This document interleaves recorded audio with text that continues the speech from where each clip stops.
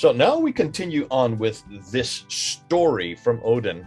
Hello, Odin. Good to have you back. This is great that you are giving us the time, the energy, and the space to really unpack what you how you see that the Quran was formed. And what you're going to be doing now is you're going to be looking at the Quran itself. So you're going to take the Quran as it is, and you're going to see what the Quran tells us concerning how it was created.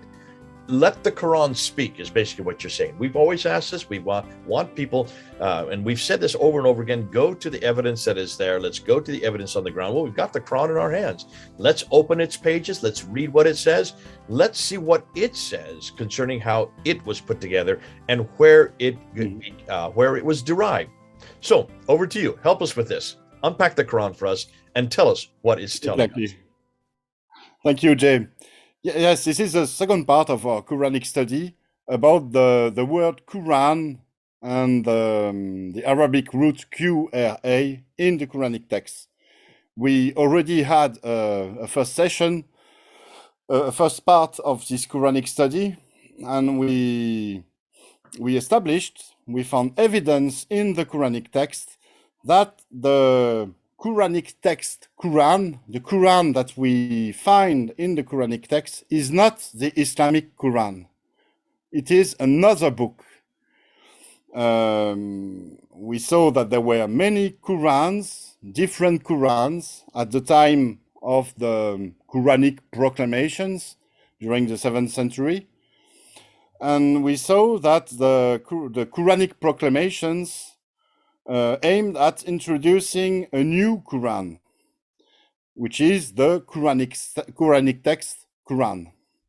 So, and we also saw that this new Quran had something special. It was an Arabic Quran, which meant that the other Qurans that we read about in the Quranic text were not Arabic Qurans, but foreign language, foreign Qurans, and I think there were Aramaic Qurans. And an Aramaic Quran, as we saw, is a Keriana or a Korono, which is a religious lectionary, a book which is a collection of sacred scriptures to be used in liturgy, in mass, or for the prayer. And now we will see that the Quranic text gives us evidence that the Quran, the Arabic Quran, was already written at the time of the proclamations. This is very important because in the standard Islamic narrative, which is all about explaining us how the Islamic Quran was written and came to us, it is explained that the Islamic Quran is the Quran that we find in the Quranic text. Every time that we read Quran in the Quranic text, according to the standard Islamic narrative, it is supposed to be the Islamic Quran. And this Islamic Quran was written all along the time during which Muhammad preached. But we see that in the Quranic text tells us that it was already written. So it cannot be the Islamic Quran. And this is the first part of the little Quranic study I will try to unpack here. And the best thing will be to jump to the presentation and to read the verses. So let me share my screen. So in the Quranic text, we saw evidence that the Arabic lectionary we discovered, the Quranic text Quran, was already written, was already done and finished at the time of the Quranic proclamation. For example, in Surah 41, verse 26, do not listen to this Quran. Let me just interject here. What do you mean by proclamations? I think some of your hearers will be confused. I'm a little confused. When you say proclamations, this is when it's the readings, this is when it's the teaching, this is when the preachers are preaching. What do you mean by that? When we read the Quran, the Islamic Quran, we see that most of its text is kind of a preaching. It has been preached before. We see a preacher preaching or someone speaking. It can be a preacher. The Muslims think it is God. But this is what I call the proclamations. The Quran was written out of exhortations, homilies, proclamations, mostly. So just so I'm hearing you correctly, what you're saying really is that these, before it was written in a text as the Quran that we have today, it was proclaimed, it was preached. There are homilies, lectionaries, and hymns that existed, and they were oral. These were oral proclamations. Those oral proclamations then got written down. So we're talking about the time before it gets written down in a codified text. And here, this is what the standard Islamic narrative explains. The standard Islamic narrative explains that the Quran was written out of the proclamations of Muhammad, but it is also what we can gather just by what we can find, just by reading the text. When we read the text, we see that mostly it is made of proclamations of people speaking to other people. Okay. Odon, the reason why this becomes very important then is this assumes, therefore, that there is no eternal text that has always existed. You're confronting that right now. You realize that, and you're also confronting the standard Islamic narrative's view of untouched or no human interventions, accretions, or deletions. You're confronting that notion as well by saying what you've just said. In a sense, but you see, when you look at the text in a scholarly way, in an academic, a scientific way, you find just what I said, that the text is mostly about the writing of an oral and oracular proclamation. We see someone or maybe several people speaking to others, telling that they should not, for example, eat pork, or that they should do this or not do this, or a preacher explaining the story of Joseph, or you see all the Quranic stories. Mostly the Quranic text is made out of these proclamations, what I call proclamations. There are other kinds of text, other literary genres, which we spoke about in our previous video. Like I said, the Quran is not a book, but a corpus, a collection of different types of texts. Some are oral, oracular proclamations, but others could have come from a written tradition. For example, the short surahs, the apocalyptical surahs from the end of the Quran, could have come from a writing process and not from an orality process, a proclamation. But those are hypotheses, scholars have hypotheses. And what I intend to do now is, by looking at the Quranic text, by doing an exegesis of the Quran word, the Q-R-A Arabic root in the Quran, is gathering evidence of what the Quran in the Quranic text is. And particularly here, we will see that this Arabic lectionary, because this is what we already established before, was written at the time of the oral proclamation of the preacher. So the preacher could be Muhammad according to the standard Islamic narrative, or other people that we don't know about. This is what the what the scholars will unveil. So let's go back to the Quranic text and and see. We see that in Surah 41, verse 26, someone is speaking about the Arabic lectionary as being something already finished, already written, already done at the time of the proclamation. This is what we can make out of this verse. Do not listen to this Quran and speak noisily during its recitation. One could not speak like this if the Quran was not already finished. And it is the same in Surah 47, verse 24. Then do they not reflect upon the Quran, or are there locks upon their hearts? So the Quran is something that is already done here. Otherwise, this verse would not make sense. In Surah 50, verse 1, we are talking about an honored Quran. So something that is already existing, that is already written, that is already there. Again, in Surah 55, at the beginning, verse 1 and 2, the most merciful, he taught the Quran. So the Quran already exists, or otherwise it could not have been taught. In Surah 73, verse 20, so recite what is easy for you of the Quran. Again, the Quran is presented here as something that already exists, that is already written.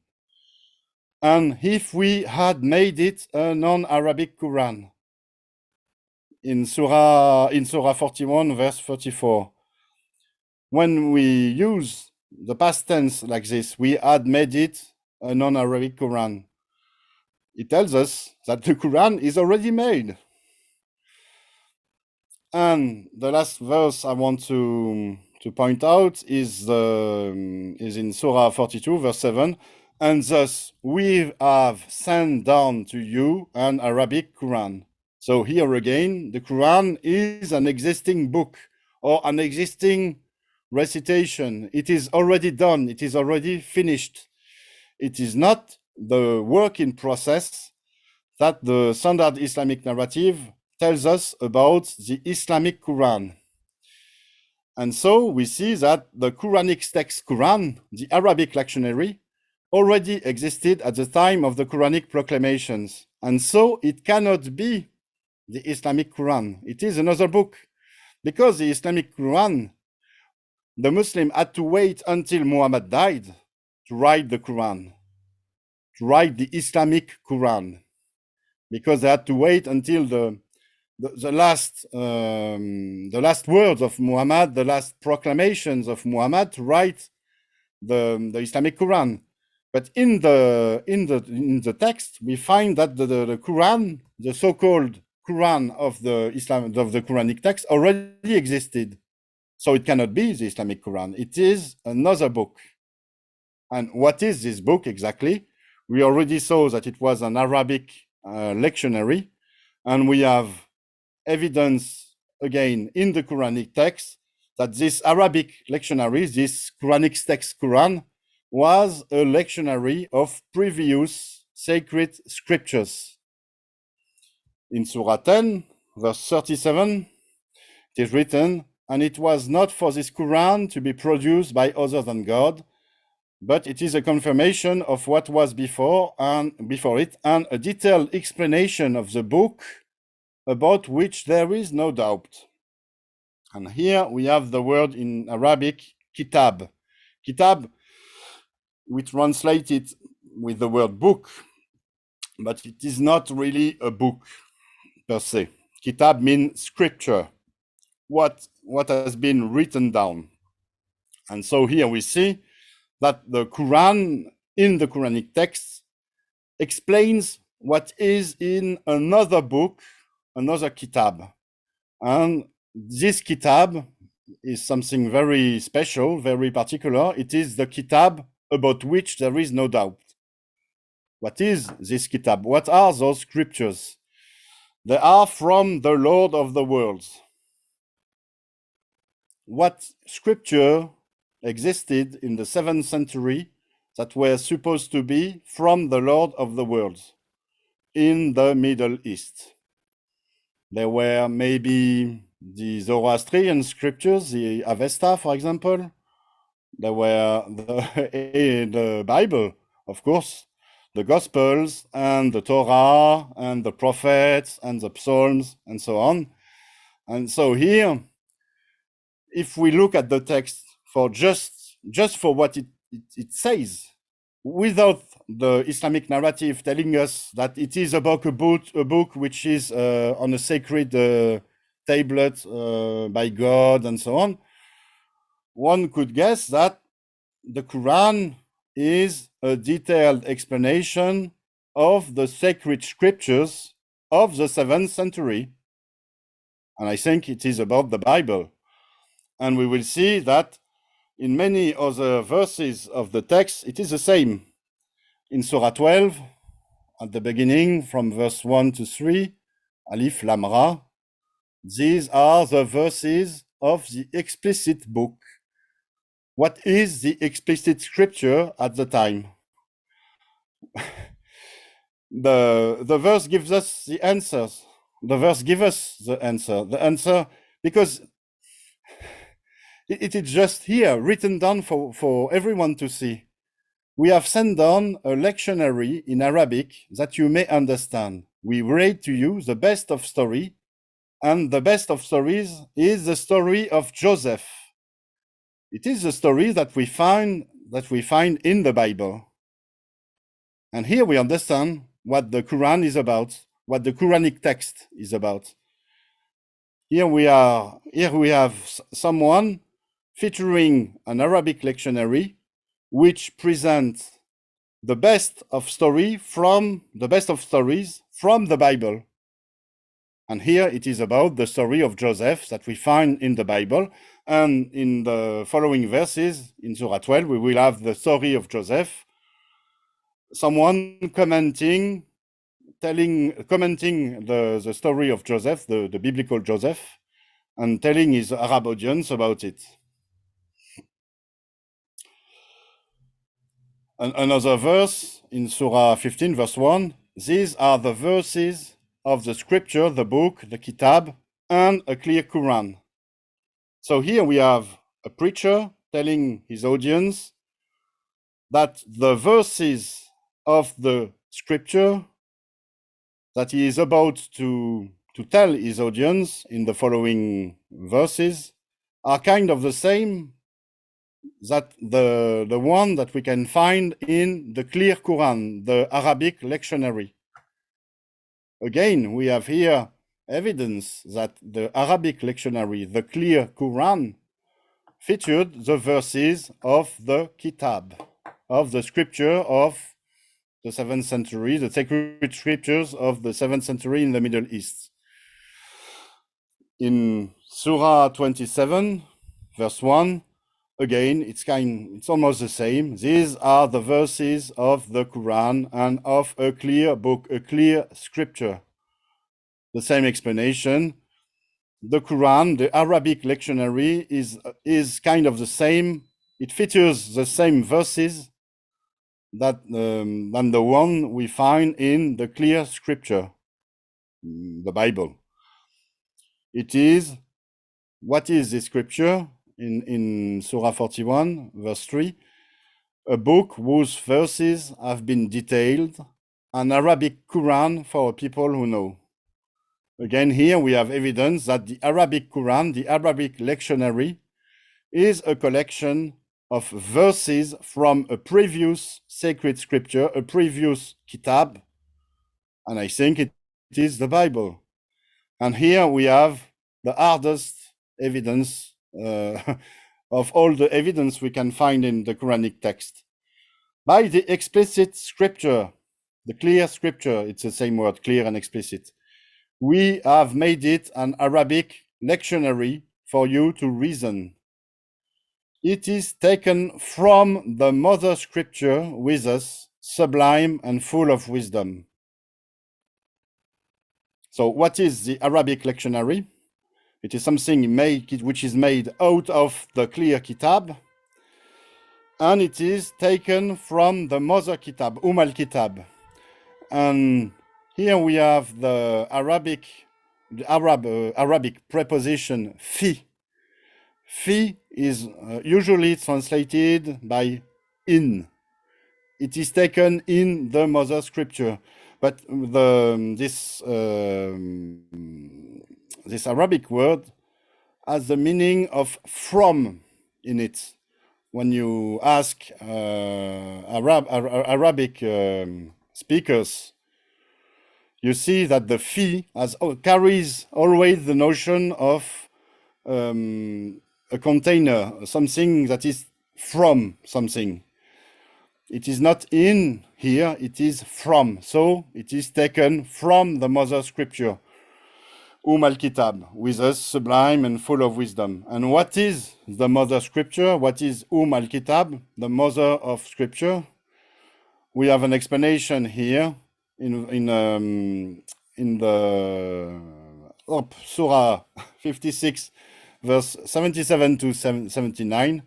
Indeed, it is surely a noble Quran, a noble Arabic lectionary, taken from, and again with the same Arabic word fi, taken from a scripture well guarded, none touch it except the purified. And Jay, do you know who has to purify before touching a certain sacred scripture? Of course, it is the Torah. According to Judaism, you cannot touch the Torah if you are not purified. And I think we have here evidence that the Arabic lectionary, the Quran that we find in the Quranic text, was a lectionary of the Torah and maybe of the Gospels also. It was a lectionary of previous sacred scriptures that existing at the time of the 7th century. It was an Arabic lectionary made from excerpts of the Bible, of the sacred scripture, Torah, Gospel, and maybe other texts. And so it is not to be confused with the Islamic Quran. We have here clear evidence that the Quran word in the Quranic text is not the Islamic Quran, it is something else, it is another book. And thanks to our study, we are now starting to understand what this other book is, an Arabic lectionary, which was a collection of sacred of verses taken from what was considered at the time the sacred scriptures, the Torah, the Gospels, and maybe other books, other religious books. But let's go on with our Quranic study. And we will see that in the Quranic text, we have also evidence that this Arabic lectionary was being taught to the preachers by some unknown teachers.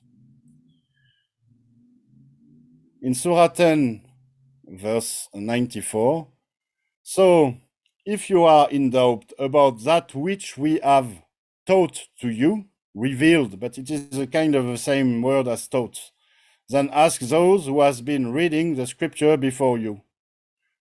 So who is this we here?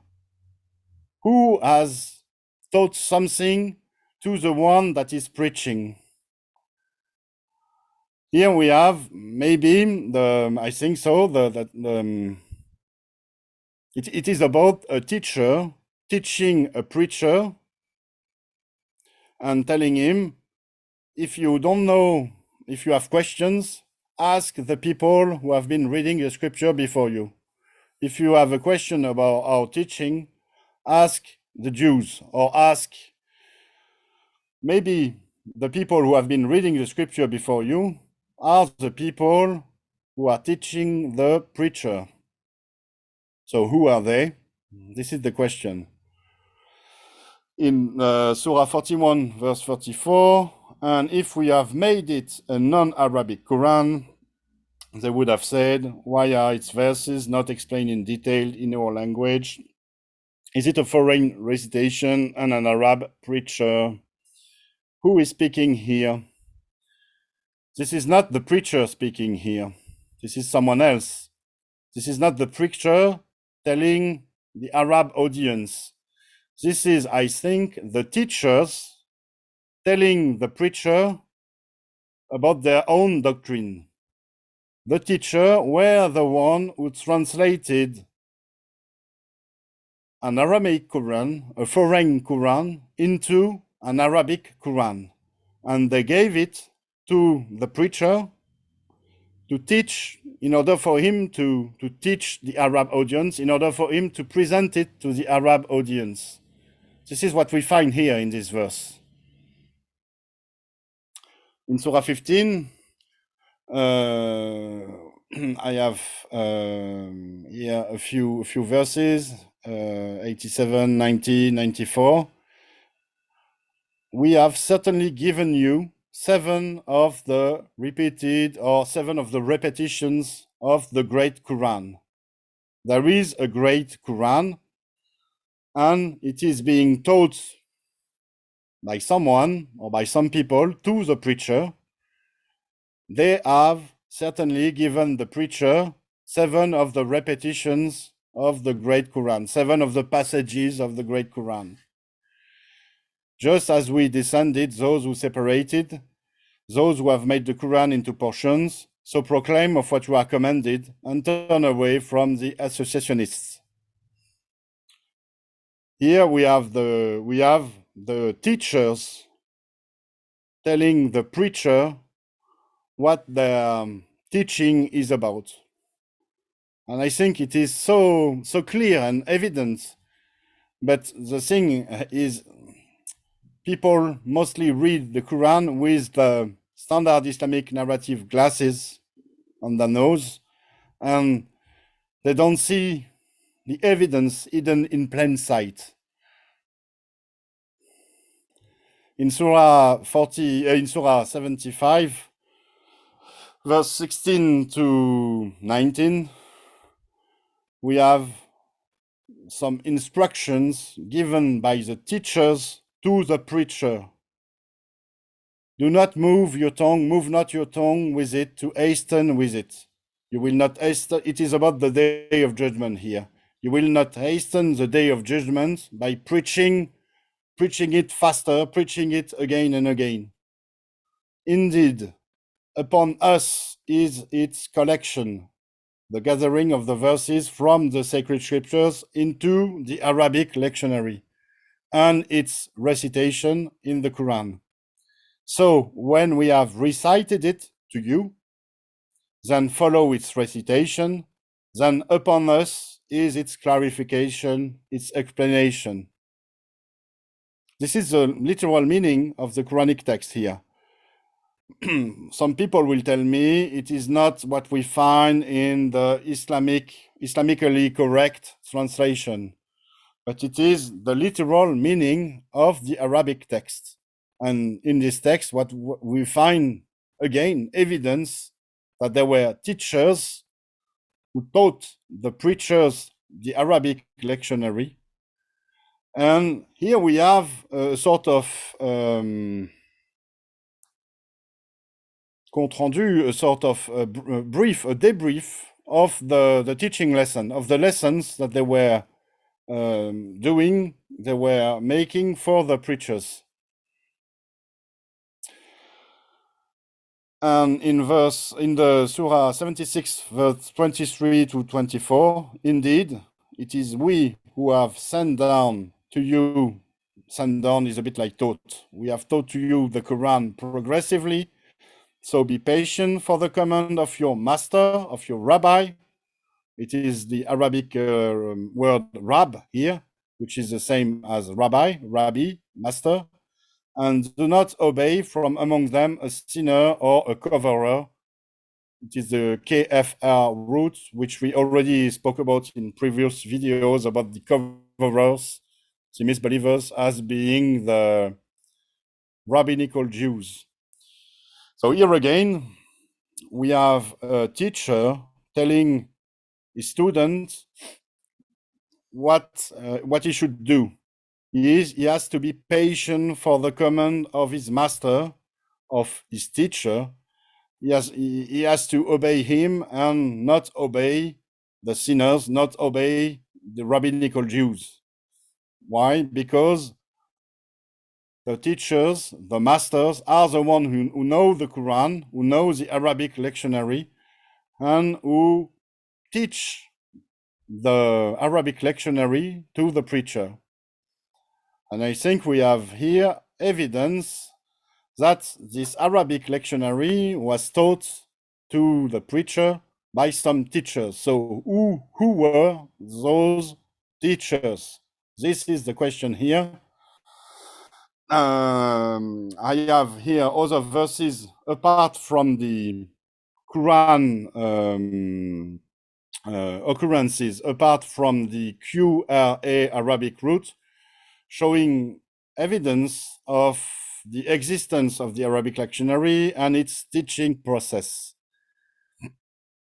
Those are very well-known verses, but when you read it now, once you have understood what I just explained, it becomes very, very clear. In Surah 11, verse 13, they say, he has fabricated it or forged it. Say, then produce 10 surahs like it that have been fabricated and call upon whomever you can beside God if you should be truthful.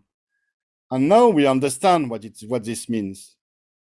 It means that the preacher who was preaching to the Arab audience, who was proposing them, he was not proposing to them, who was proposing them to adopt the Arabic lectionary, he met reactions, he met opposition. Some people in the Arab audience told him, your Arabic lectionary is crap. We don't want it. You have forged it. It is not from the sacred scripture. It is not from God. And he answered, so you just have to bring me 10 surahs like it, 10 chapters like it, 10 Arabic chapters like it, and we will see, we will judge. The preacher tells his audience, my Arabic lectionary is really taken from the sacred scripture. It is the actual, real translation into Arabic of the Aramaic sacred scriptures. If you want to challenge me, then do your own translation into Arabic, and we will see who is better. We will see which lectionary is better, my Arabic lectionary or your translation. So it is not here about what the standard Islamic narrative says about this divine challenge of making something like the Islamic Qur'an. It is much more peculiar, much more simple. It is about the Arabic translation of the sacred scriptures that we can find in the Arabic lectionary. In Surah 16, verse 103, and we certainly know what they say, it is only a man who teaches him. The tongue of the one they refer to is foreign, and this is in a clear Arabic language. So here we have evidence that there were at least one teacher or several teachers that were teaching the preacher. And we have also evidence here that those preachers were not Arabs. They spoke a foreign language. Which language was it? I think they spoke Aramaic because it was about translating the sacred scriptures, the Jewish sacred scriptures into Arabic.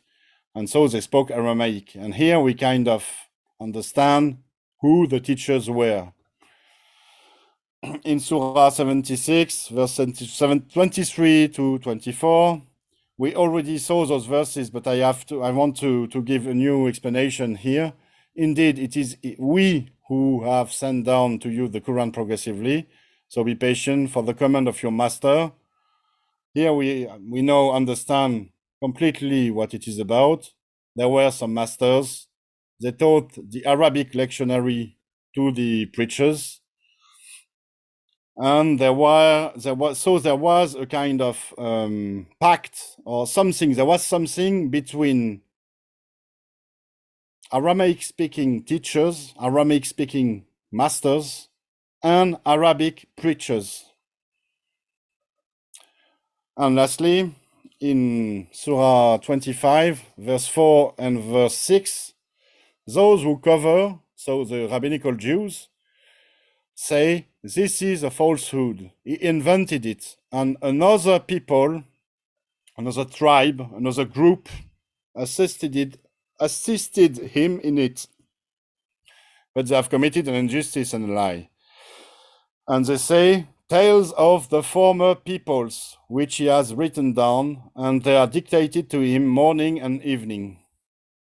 So here we have an opposition from the rabbinical Jews, who are called coverers, kafirun, to the explanations of the Arabic preacher. And those rabbinical Jews tell that the preacher had the assistance of another group, another people, so someone different from them. We know now that the people, the teachers, the masters who taught the preacher spoke Aramaic. But they, and also that they were Jews. They belonged to the Jewish people.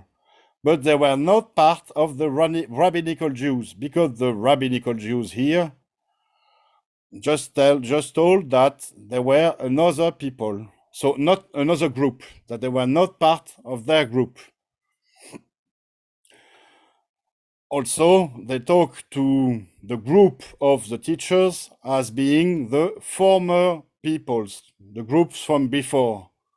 So they were something ancient. They belonged to an ancient community. They were not a new community that just emerged in the 7th century. They were an old group.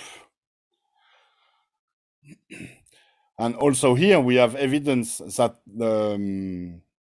what the preacher is preaching does not come from God, because it is dictated to him morning and evening. Here we have evidence of the teaching process. We have evidence that there were teachers teaching the preachers what to preach. So what can we understand from all of this?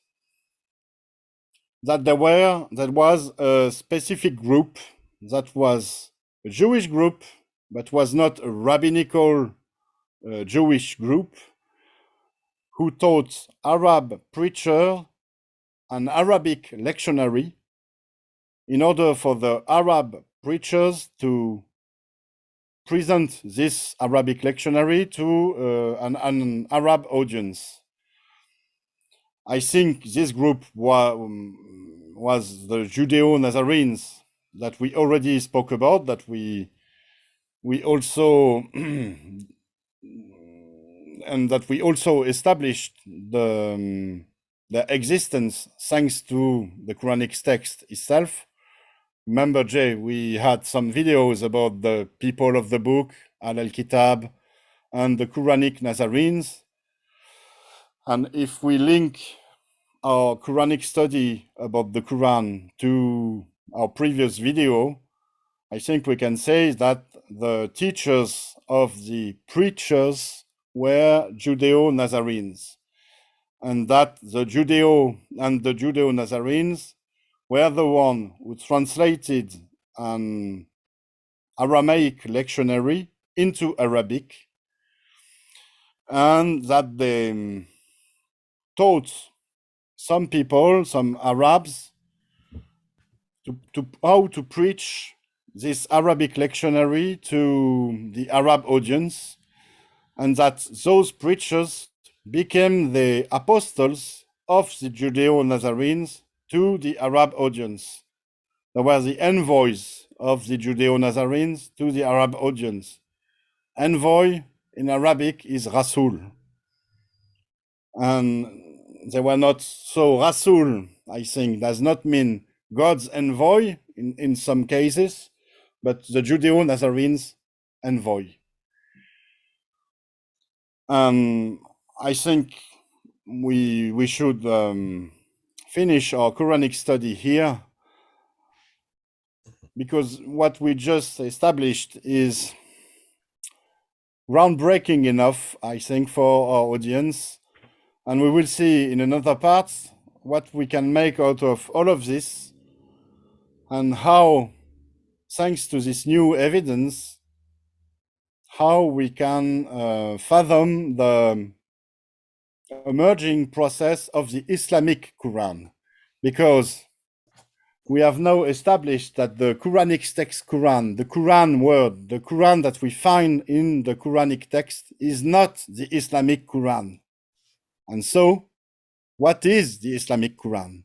And this is a question we will answer in another video. Well, this is good. Now, what you have done here, this is interesting because you're looking at the Quran itself. You're opening up the Quran and saying, what does the Quran tell us?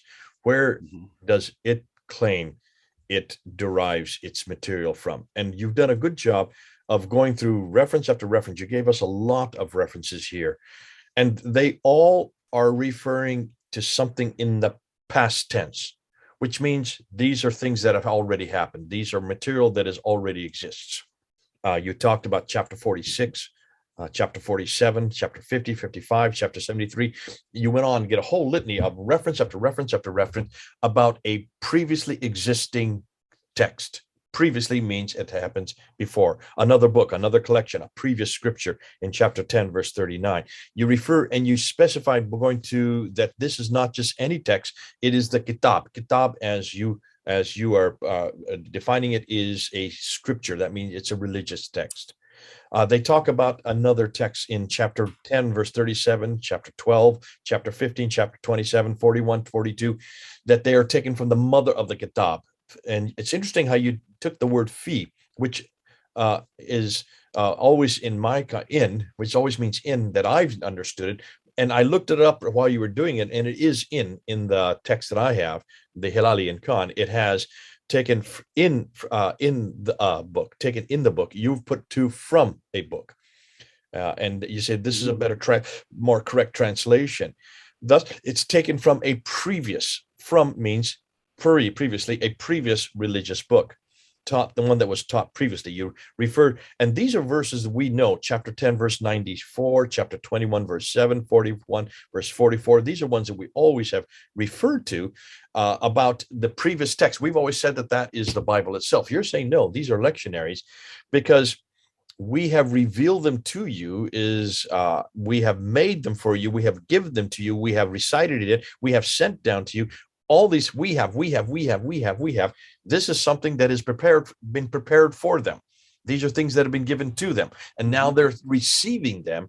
And then you go on to chapter 11, chapter 16, chapter 76. There's so many you gave us, referring to that these that they have been given are now to be made into an Arabic text for the Arabic people. And if you have any doubt, provide me something, 10 verses that can supersede it. This is the claim of create a surah like it that I've always had thrown at me. I had a very famous debate where that happened to me with Sheikh Omar Bakri Muhammad, where he asked me that very thing. I had no idea now that had I known this at that time, I said, okay, this is these are the ones that is referring to. Those references to produce a surah like it actually is saying something that can be equal, if you in Arabic, to what we have been giving you. You get a better Arabic. In other words, it's a competition. I'm going to give you a better Arabic translation of what was given to me. And so there's already that internecine competition going on between the Arabists as to what is going to be derived, what is going to be the final copy. As we then of course, know that this really happened in the 8th and 9th century, when you have all kinds of different competitions and many different ways of putting it into Arabic. Great stuff. So here the Quran speaks for itself. And all you have done is just taken those verses. You've given us a litany of verses to chew on. We're going to use it now. And this is good because that then leads up into the next question. What then became the Islamic Quran? What was this Quran that was the final, the product that came from these lectionaries, these homilies, these poems, these beautiful hymns? What then became that Quran? That's what you're going to go into next. Thanks so much. This has been excellent. I just want to add something here. I haven't cherry-picked some verses that fit my explanation. This is not my method. What I did was looking at every verse every Quranic verse where there is a Quran or a QRA root. And this is what I got from the whole of the text, not a cherry picking collection of verses. So you see, I'm open to contradiction. I'm really okay with contradiction, with people telling me that we could explain this verse this way and this verse this way. But when you look at the whole of it, when you look at all of the occurrences, I think my hypothesis, the one I just explained, is the better one. I think also, Odon, with the understanding that we're now coming into it from a completely different presuppositional base. Previously, whenever we looked at these verses, and I'm guilty of this as well, we've always assumed the standard Islamic narrative was correct. So we always took the standard Islamic narrative and we imposed it on these verses. And that standard Islamic narrative starts from the premise that this is an eternal book that is superior to that which has come before. That which has come before would be the Old and New Testament. So we've always assumed that narrative is what these verses are. What you're saying is, let's now look at these verses again, the same verses. Let's read them as they are. But instead of imposing the SIN onto it, instead of putting the standard Islamic narrative onto it, understand that this is actually talking about previous lectionaries, not scripture necessarily. These are recitations. These are homilies. These are proclamations. These are preachings. These are actually preachers who have taken a previous text that have been used all the time in the church services, all the time with hymns and homilies and sermons. Mm-hmm. That's what it's referring to. Now, if that is the case, then we need to look at these verses anew. And let's now interpret that presupposition onto it. And here's what you get. And you've done a great job of unpacking it. Thanks so much for that. This is the first time I've heard this kind of material applied to these verses in that context. And it makes absolutely good sense. Terrific stuff. Okay, listen. There's going to be some feedback. I'm sure we're going to get some kickback. Those of you who are listening to it, do kickback, do feedback, do give us your opprobriums or your salutations, whichever way you want to do. We want to hear from you. We will come back if there are some good material, good questions that we do need to answer or that we do need to spin off of. We will do that. Odin's always ready. We'll always wake him up and get him up and get his pipe smoking so that he can get the material well justified and also well answered. God bless you. Thanks for being with us, Odin. It's good to have you 4,000 miles away. This is Odin and myself. Over and out.